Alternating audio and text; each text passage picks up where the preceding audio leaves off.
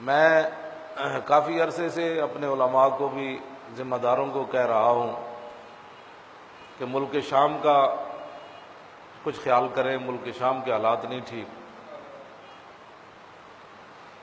میرے آقا و مولا صلی اللہ علیہ وسلم نے ایک دن فرمایا کہ میری امت کے حالات ایسے ہو جائیں گے، پھر ایسے ہو جائیں گے، پھر لوگ جہاں سے ادھر بھاگیں گے، پھر اس شہر میں بھاگیں گے، پھر اس ملک میں بھاگیں گے، پھر لوگوں کو پناہ نہیں ملے گی، پھر لوگ پناہ لینے کے لیے عراق کی طرف دوڑیں گے۔ یہ ساری باتیں جب آپ نے ارشاد فرمائیں تو ایک صحابی نے عرض کی، حضور اگر میری زندگی میں ایسا واقعہ آ جائے تو پھر آپ فرمائیں میں ہجرت کر کے کہاں جاؤں، میں اپنا وطن چھوڑ کے کہاں جاؤں؟ تو حضور نے فرمایا کہ تم ملک شام چلے جانا۔ صحابی نے عرض کی جی وجہ؟ تو میرے آقا نے فرمایا کہ خیر کے 10 حصے ہیں، خیر کے بھلائی کے، وہ 9 حصے شام میں ہیں اور 1 حصہ باقی ملکوں میں۔ فرمایا شر کے بھی 10 حصے ہیں، ملک شام میں صرف 1 حصہ شر کا ہے، باقی 9 حصے باقی شہروں میں۔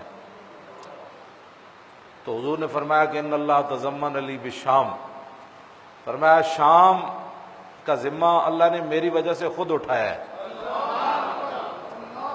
اور آپ تاریخ اسلام بھری پڑی ہے کہ پھر اکثر صحابہ ہجرت کر کے ملک شام آ گئے، جن میں حضرت بلال بھی ہیں، حضرت دہیہ کلبی بھی ہے، ہاں جی، بڑے بڑے اجلہ صحابہ پھر حضور کے اس فرمان کی وجہ سے ان کو پتہ تھا جب خیر ہے ہی شام میں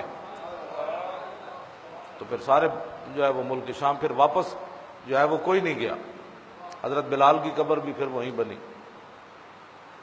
تو میں خود ملک شام گیا ہوں، میں نے وہاں لوگوں کے چہروں پر اطمینان دیکھا، ان کے اعلیٰ قسم کے اخلاق دیکھے، ان کی مہمان نوازی دیکھی، اور وہ مہمان نوازی کر کے بھی ہمارا شکریہ ادا کرتے تھے کہ جی آپ کا بہت بہت شکریہ، آپ کا بہت بہت شکریہ۔ اور بہت بڑے عالم تھے مولانا عبد الہادی ہر صاحب، وہ شام کی جنگ کی وجہ سے ہجرت کر گئے وہاں سے، ان کے گھر ہم گئے تو انہوں نے دعوت کرنے کے بعد ہم نے کہا کہ آپ اجازت دیں۔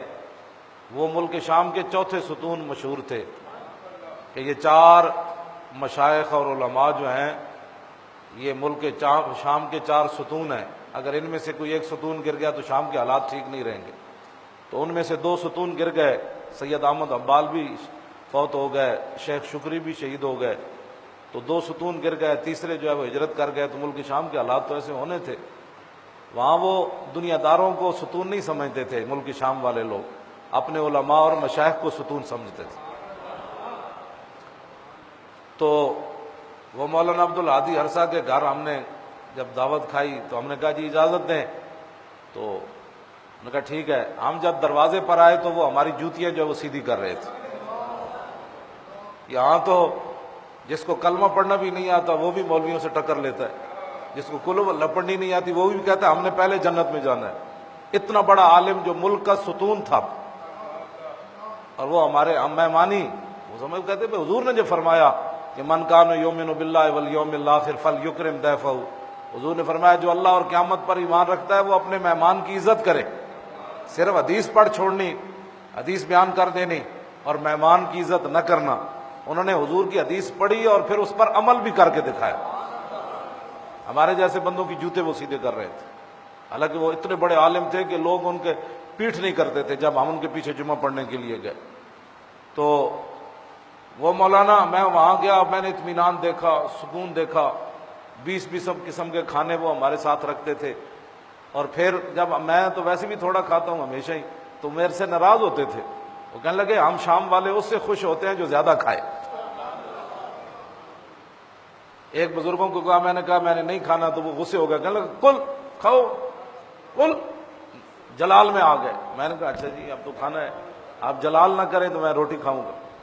اتنا یعنی شام کے حالات کے بارے میں میرے آقا و مولا صلی اللہ علیہ وسلم نے خود حضور کی وجہ سے اللہ نے شام کا ذمہ لیا۔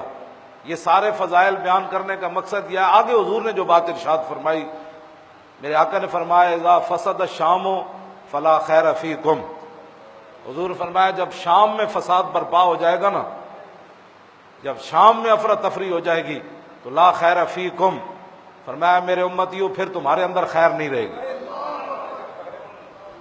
میں کب سے اپنے علماء اور مشائخ کو یہ بات کر رہا ہوں کہ شام کی خبر لیں، یہ اور شام والوں کی خبر لیں، جب وہاں حالات حضور نے جو فرما دیا، زمین آسمان اوپر نیچے ہو سکتے ہیں، کائنات ساری جہان فنا ہو سکتا ہے، لیکن جو تیرے منہ سے بات نکلی وہ اس کے اندر دائیں بائیں بات نہیں ہو سکتی۔